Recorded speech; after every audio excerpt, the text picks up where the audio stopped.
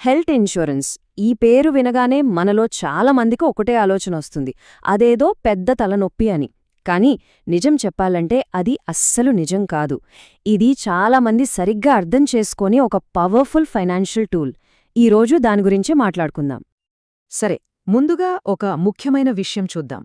మన జీవితంలో అనుకోకుండా వచ్చే ఆరోగ్య సమస్యలు మనల్ని ఆర్థికంగా ఎంతలా దెబ్బతీస్తాయో ఎప్పుడైనా లోతుగా ఆలోచించారా? ఈ నంబర్ చూడండి, 66%. అంటే మన దేశంలో హాస్పిటల్ బిల్లుల కోసం అయ్యే ప్రతి 100 రూపాయల్లో 66 రూపాయలు మనలాంటి సామాన్యులే సొంత జేబులుంచి పెడుతున్నారన్నమాట. అంటే ప్రభుత్వం నుంచి లేదా ఇతర మార్గాల నుంచి వచ్చే సహాయం చాలా అంటే చాలా తక్కువ.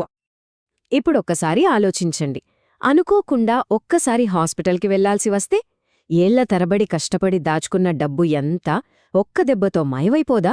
మన పొదుపు ఆ ఒక్క బిల్లును తట్టుకోగలదా? ఇది చాలా సీరియస్ ప్రశ్న.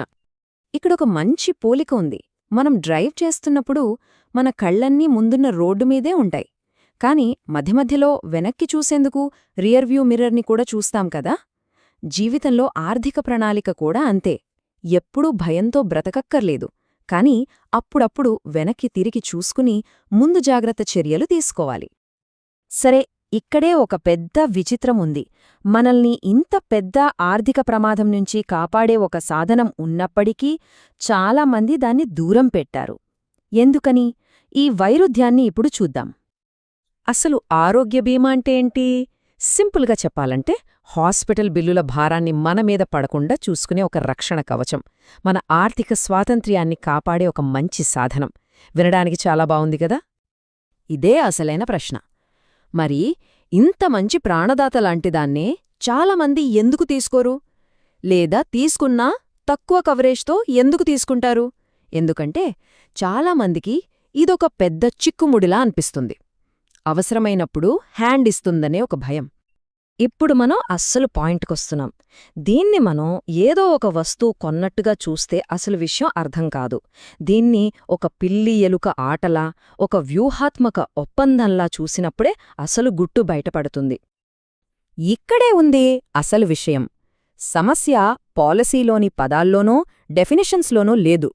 అసలు సమస్య ఏంటంటే మనం అంటే వినియోగదారులు ఒక అసమానమైన ఒప్పందంలోకి వెళ్తున్నాం.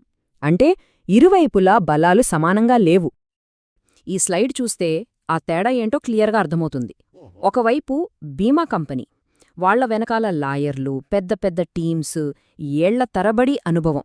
మరోవైపు మనం ఒంటరిగా మనకు తెలిసిన కొద్దిపాటి సమాచారంతో. బీమా కంపెనీల బలం ఎక్కడుంటుందంటే వాళ్ల పాలసీలు రాసేదే లాయర్లు, వాళ్లు ఇచ్చే ప్రయోజనాల్ని డిజైన్ చేసేది ప్రత్యేక బృందాలు. వాళ్లకు దశాబ్దాల అనుభవం ఉంది. అన్నిటికంటే ముఖ్యంగా వాళ్లు ఇచ్చేది ఒక స్టాండర్డ్ కాంట్రాక్ట్.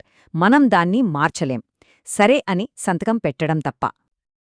అందుకే మన లక్ష్యం వాళ్లతో గొడవపడి ప్రతి పైసా రాబట్టుకోవడం కాదు. అది దాదాపు అసాధ్యం. అసలు లక్ష్యమేంటంటే ఈ ఆటలో తెలివిగా ఆడి పెద్దగా నష్టపోకుండా బయటపడటం. అదే అసలైన గెలుపు. సో నిరాశపడటం ఆపేసి వ్యూహాత్మకంగా ఆలోచించడం మొదలుపెట్టాలి. అవతలివాళ్ల ఆటను అర్థం చేసుకుంటేనే కదా మనం మన ఆటను సరిగ్గా ఆడగలం.